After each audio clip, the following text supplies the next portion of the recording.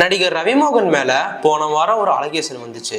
அதாவது அவர் ஈசிஆர்ல வாங்கின ஒரு பங்களாவுக்கு 10 மாசம் இஎம்ஐ கட்டாதனால அந்த இடத்த ஜப்தி பண்ண போறதா நோட்டீஸ் வந்திருக்கு. அதை வாங்காத ரவி நானே பேங்க்ல போய் நேரா வாங்கிக்கிறேன்னு சொல்லி பேங்குக்கே போகாம இருக்கிறதாவும் சொல்லப்படுது. இதுக்கும் கொஞ்ச நாள் முன்னாடி ஒரு தயாரிப்பாளர் ரவிமோகன் கிட்ட 6 கோடி ரூபாய் கொடுத்ததாகவும், ஆனா என் படத்துல ஒரு ஷாட்ல கூட நடிக்காம ஏமாத்திட்டாரு, என்னோட பணத்தை திரும்ப வாங்கி கொடுங்கன்னு போலீஸ்ல கம்ப்ளைண்ட் பண்ணிருக்காரு. நான் கொடுத்த கால் ஷீட்டை அவங்க சரியா யூஸ் பண்ணிக்காம வீணாக்கிட்டாங்கன்னு ரவிமோகன் தரப்புல இருந்து பதில் சொல்லப்பட்டிருக்கு.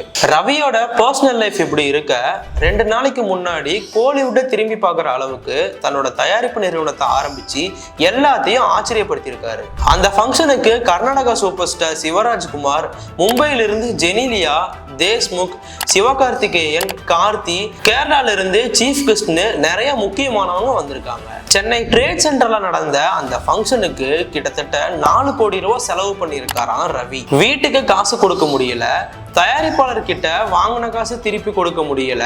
இப்படி இருக்கும்போது பெரிய பெரிய தயாரிப்பாளர்களே ஒதுங்கி இருக்கிற சமயத்துல எப்படி ரவி தயாரிக்கிறதுக்கு முன் வந்திருக்காருன்னு அதிர்ச்சி அடைஞ்சிருக்கு சினிமா வட்டாரம். இது எல்லாத்துக்கும் இவருக்கு எப்படி பணம் வருது, இதெல்லாம் எதுக்காக செய்யறாருன்னு ஒவ்வொரு விஷயத்துக்கு பின்னாடியும் சில கதைகள் சொல்லப்படுது. அதாவது ரவி தன் மனைவியோடு இருந்தப்போ ஒரு சூட்கேஸ் நிறைய அமெரிக்க டாலர்களை சேர்த்து வச்சிருந்தாராம். அங்கிருந்து வரும்போது சூட்கேஸை எடுத்து எண்ணி பார்த்த பிறகுதான் பல கோடி ரூபாய் காசு இருந்ததா தெரிய வந்திருக்கு.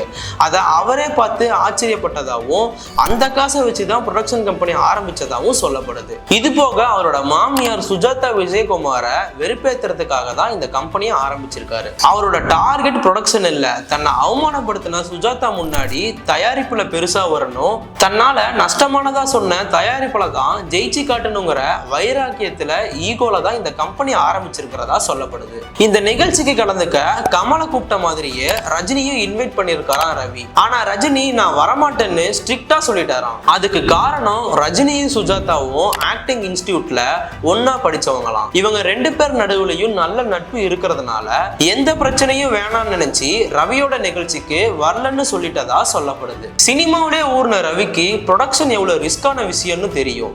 இருந்தும் புதுசா கம்பெனி ஆரம்பிச்சிருக்காருன்னா அவருக்குள்ள நிறைய ஈகோவும் ஜெயிக்கணுங்கிற வெறியும் இருக்கு. இது போக தோழி கெனிஷா கொடுத்த மெடிடேஷன், யோகா சப்போர்ட்னால புது ஆளா மாறி இருக்கிற ரவி டைரக்ஷன், ப்ரொடக்ஷன், லிரிக்கிஸ்ட், சிங்கர்னு பல ரூபங்களை எடுத்திருக்கிறதாவும் சொல்லப்படுது. ரவியோட இந்த மாற்றத்தை பத்தின உங்க கருத்தை கமெண்ட்ல சொல்லுங்க.